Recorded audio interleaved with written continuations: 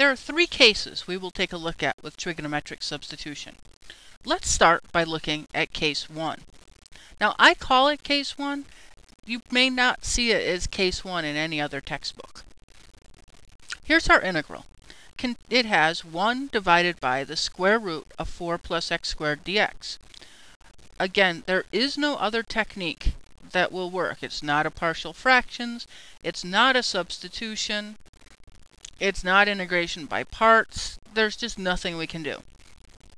Notice it has 4 plus x squared in it, so it fits for our trigonometric substitution. So let's start with our steps. So step 1 said change the integral using the correct trigonometric substitution. Since the integral contains a squared plus x squared, we're going to use x equals a tangent theta. And if you go back and look at your list, you'll notice that that's what I had said in our notes.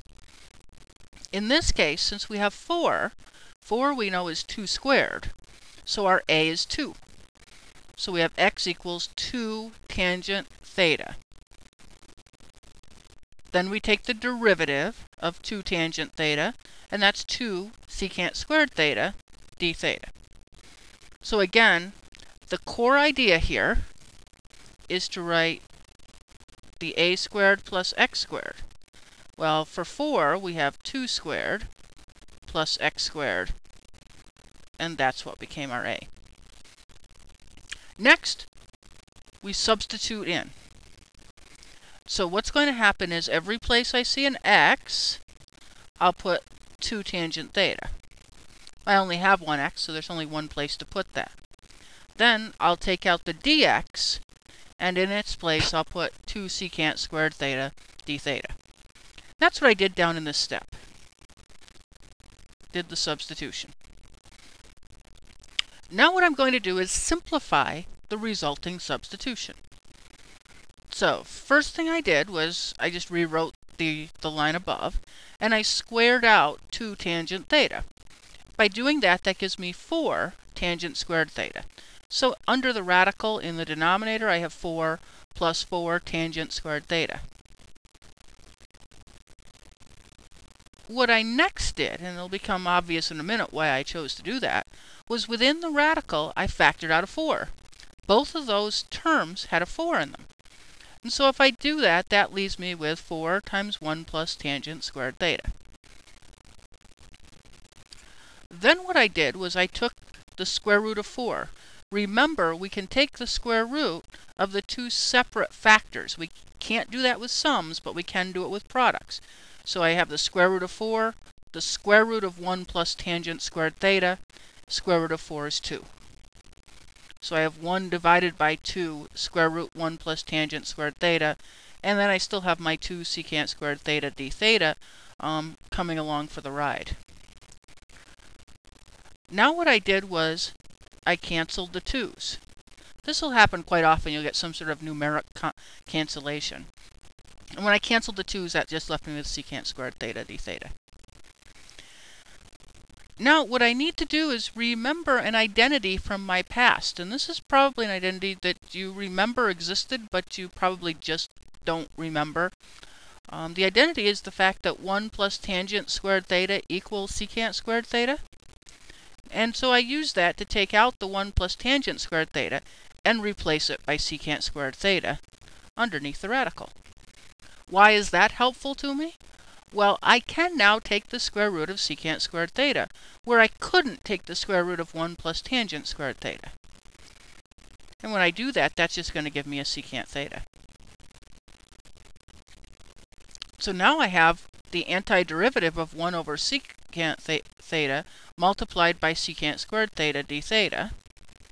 And of course I can then cancel, and I'm just left with the integral of secant theta d theta. Now I've simplified this as much as I can. Now it's time to integrate. So I integrate the resulting trigonometric integral. And we did this in an earlier section. It's one I said to you we would be using later on, and so it would be good to kind of write it down on the corner of your notebook or someplace so that we could come back to it later on. The antiderivative of secant theta d theta is the natural log of secant theta plus tangent theta, and then plus c. So that's one of those that we sort of need to know. Now we're on to step 4, and this is usually the step where students are going, oh my goodness, and your eyes start to roll into your head, and you're like, oh, where are we going from here? What I need to do is use my substitution and SOHCAHTOA to draw a right triangle. So my substitution was x equals 2 tangent theta. And all I'm going to do is solve that for tangent theta, and I get tangent theta as x over 2. I'm going to draw my right triangle and put my theta in. I always draw my triangle the same way, or one of a couple of ways, so I always put theta kind of in the same location. And then that equals x over 2, and hopefully from SOHCAHTOA, hopefully from your right triangle trig, you remember that tangent is opposite over adjacent. So x goes opposite, 2 goes adjacent. So there's opposite and adjacent. And then using the Pythagorean theorem, x squared plus 2 squared is the hypotenuse squared. So the hypotenuse is the square root of x squared plus 2 squared, or square root of x squared plus 4. So now I use that to convert my integral back to x's, or my result of my integral.